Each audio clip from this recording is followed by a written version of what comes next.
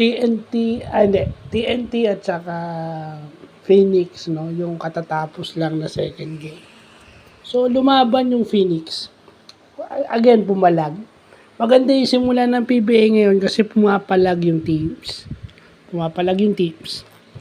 Pero, ang hindi maganda is, hindi masustain, no? Hindi tumagal ng 48 minutes. Kasi ang PBA game is 48 minutes. 12 minutes per quarter. So, minsan 24 minutes lang, 36 minutes lang, then sa huli, dun sila nayayari.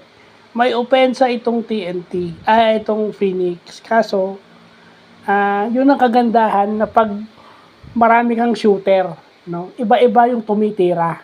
Okay? Hindi lang isang tao, dalawang tao, tatlong tao. Yung game ngayon, makikita natin apat na iba't ibang player yung tumira ng 3 points. So, anong sinasabi? Pag ang isang tao, katulad ni Alan Kaydik, nai-stretch niya yung depensa dahil sa kanyang 3-point shooting.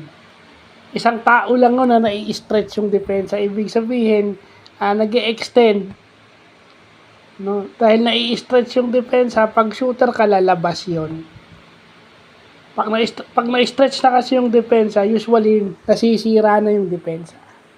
Yung sinasabi nga sa basketball na stretch the floor, apat yung mainit sa tres. So, nawawala na yung depensa ng TNT. Especially dahil kulang sila sa height. Yun ang sinasabi nila, pag kulang ka sa height, or yung bench mo hindi ganun kalalim, magsosona ka, magso-zone defense ka. At ano ang number 1 pangontra sa zona? Kasi hindi ka pwede magman-to-man o tao-tao eh. Kasi nga kulang kayo, hindi man ganun kalalim yung bench ng Phoenix. May malaki sila with Yusef Taha. Pero aside from Yusef Taha and Perkins, hindi sila ganun kalaki. O yun. Yun lang yun. Tsaka yung si Kai Balungay, yun lang malaki nila. Aside from doon, wala na. Maganda nga yun eh, kasi sa offense, nilagay niya si Kenneth Taffen on the 2 guard. Pero hindi nag-work. Maganda sana kasi malaking, Ken Taffen is about 6'5", 6'4 and a half, 6'5". Pero hindi nag-work. Dahil doon sa shooting ng TNT na napakaganda, no?